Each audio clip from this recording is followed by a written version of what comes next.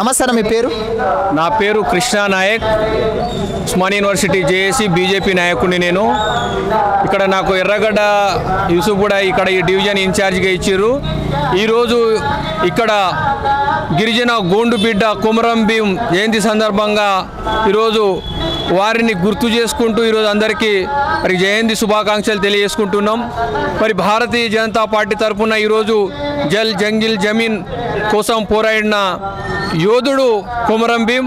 మరి వారి స్ఫూర్తిగానే ఈరోజు చిట్ట చివరి వ్యక్తికి వరకు కూడా మరి అభివృద్ధి ఫలాలు అందాలని భారతీయ జనతా పార్టీ శ్యామా ప్రసాద్ ముఖర్జీ, పండిట్ దీన్ దయాళ్ శర్మ గారు ఏదైతే మాకు సిద్ధాంతాన్ని బోధించిర్రో దానికోసం కృషి చేస్తూ ఉన్నాం ఈరోజు.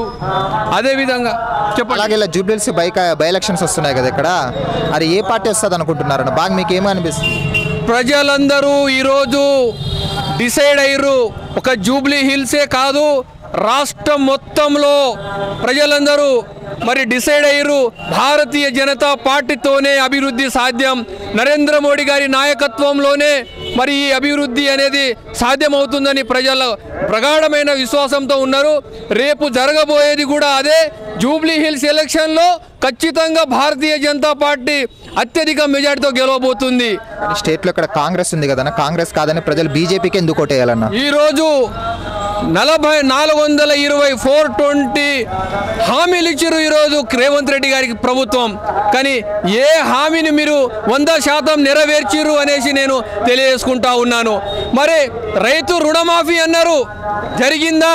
100% రైతు రుణమాఫీ జరిగిందా? నేను ఒక రైతు బిడ్డని, నేను రైతుని.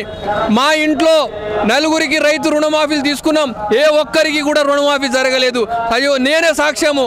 మరి అటువంటిది ఇంకా డబుల్ బెడ్రూమ్ ఇండ్లు అన్నారు, కేసీఆర్ పోయిండు. ఈరోజు ఇందిరమ్మ ఇండ్లు అంటున్నారు, ఎన్ని కట్టించిరో చెప్పాలి.